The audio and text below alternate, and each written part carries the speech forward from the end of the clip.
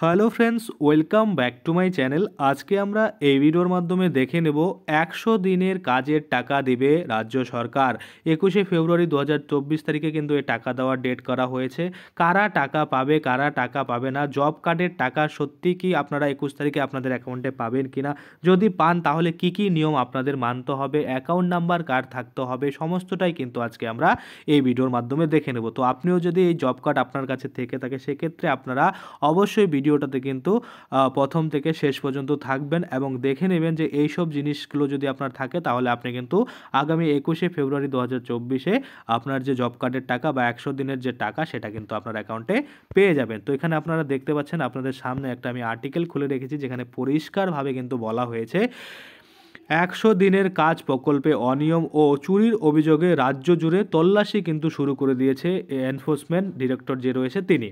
ওই প্রকল্প খাতে বাংলার কম বেশি 21 লক্ষ শ্রমিকের যে মজুরি বাবদ 2800 কোটি টাকা এখনও আটকে রেখেছে কেন্দ্র, সেই টাকা এবার রাজ্য সরকার দিয়ে দিবে বলে যেই ঘোষণা কিন্তু করেছে মমতা বন্দ্যোপাধ্যায় সরকার। ঘটনাচক্রে তারপরেই শুরু হয়েছে এই তল্লাশি অভিযান।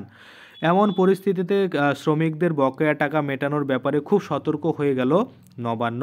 মুখ্যমন্ত্রী মমতা বন্দ্যোপাধ্যায় ইতিমধ্যে ঘোষণা করেছেন 21শে ফেব্রুয়ারি থেকে শ্রমিকদের ব্যাংক অ্যাকাউন্টে সরাসরি ওই বকেয়া টাকা কিন্তু পাঠাবে রাজ্য সরকার।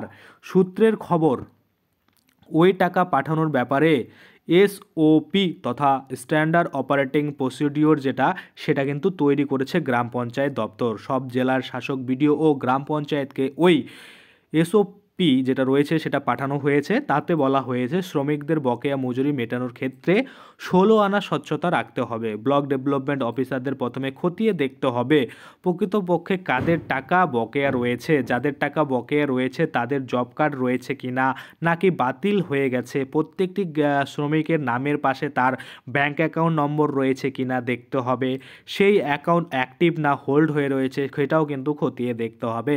কোনো শ্রমিক ইতিমধ্যে মারা গেলে তার নামের পাশে নোট রয়েছে কিনা বা নোট রাখা রয়েছে কিনা সেটাও কিন্তু দেখতে হবে। সব কিছু খতিয়ে দেখার পরে ভিডিও যে লিস্ট তৈরি করবেন সেই তালিকার পর গ্রাম পঞ্চায়েতের কাছে পাঠানো হবে। সেই গ্রাম পঞ্চায়েতে পাঠানোর পরে 15 ফেব্রুয়ারির মধ্যে গ্রাম পঞ্চায়েতের কর্মীরা বাড়ি বাড়ি গিয়ে ওই তালিকা কিন্তু ভেরিফাই করবেন। কারো ব্যাংক অ্যাকাউন্টে বদল হয়েছে থাকলে সেটাও কিন্তু লিপিবদ্ধ করতে হবে। এভাবে 18 তারিখের মধ্যে ওয়েজ পেমেন্ট লিস্ট চূড়ান্ত করতে হবে। 19 তারিখের মধ্যে ব্যাংক অ্যাকাউন্টে যে পেমেন্ট ওয়ারেডি পেমেন্ট সেটা কিন্তু তৈরি করে নিতে হবে বা তৈরি করে ফেলতে হবে ভিডিওদের। তারপর 21 তারিখে কিন্তু টাকা রিলিজ করে দেওয়া হবে। অনেকের মধ্যে সন্দেহ নেই এই ঘটনায় গ্রাম পঞ্চায়েত বিশেষ করে বিডিওদের উপর বড় চাপ তৈরি হলো, কারণ তালিকায় সামান্যতম ভুলভ্রান্তি হলে তারাই কিন্তু দায়ী থাকবেন। তবে নবান্ন সূত্রে খবর বা বলা হয়েছে গ্রাম পঞ্চায়েত ও বিডিও অফিসারের স্তরে কোনো ভুলভ্রান্তি হচ্ছে কিনা তার উপর নজর রাখার দায়িত্ব থাকবে মহকুমা শাসক, অতিরিক্ত জেলা শাসক ও জেলা শাসকের ওপর। তার যে কোনো ভুল তারা যে কোনো সময় কিন্তু সেই মুহূর্তে কিন্তু তারা ভেরিফাই কিন্তু স্পেশাল ভেরিফাই যেটা হয় সেটা কিন্তু করতে পারে, সেটাই বলছে। সব মিলিয়ে কম বেশি 21 লক্ষ শ্রমিককে বকেয়া মেটাতে এখন যুদ্ধকালীন তৎপরতা শুরু করেছে নবান্নে।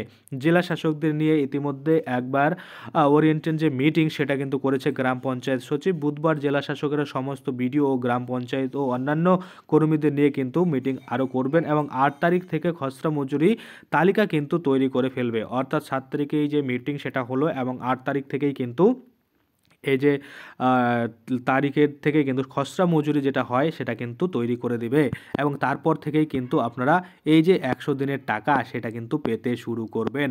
অর্থাৎ যেই জিনিসগুলো আমি আপনাদের বললাম, অ্যাকাউন্ট অ্যাক্টিভ রয়েছে কিনা, জব কার্ড অ্যাক্টিভ রয়েছে কিনা, বা যে জব কার্ড হোল্ডার রয়েছে সে মারা গেছে কিনা, এগুলো আপডেট যদি করা থাকে সেক্ষেত্রে আপনাদের টাকা ঢুকতে কোনো রকম প্রবলেম কিন্তু হবে না। এবার অনলাইনে আপনারা কিভাবে আপনাদের স্ট্যাটাসটা চেক করে দেখে নিতে পারেন যে আপনাদের যে অ্যাক্টিভ স্ট্যাটাস রয়েছে কিনা, বা এই যে যাবতীয় ডিটেলসগুলো আমি বললাম ওগুলো আপনারা কিন্তু দেখতে পারবেন। তো পরবর্তী ভিডিওতে আমরা সেটা অবশ্যই কিন্তু দেখব। তো আজকের জন্য ভিডিওটা এখানেই শেষ করব। যদি ভিডিওটা ভালো লাগে অবশ্যই একটা লাইক করে দেবেন। যদি আমার চ্যানেলে প্রথমবার ভিজিট করে থাকেন নিচে একটা রেড কালারের সাবস্ক্রাইব বাটন দেখবেন, ওখানে ক্লিক করে সাবস্ক্রাইব করতে পারেন। আর সাথে যে বেল আইকনটা রয়েছে ওখানে ক্লিক করে বেল আইকনটাকে এনেবল করে দেবেন। তাতে করে কী হবে, যখনই আমি এই ধরনের কোনো ভিডিও বানাবো সেটার যে নোটিফিকেশন সেটা কিন্তু আপনার কাছে পৌঁছে যাবে। ধন্যবাদ।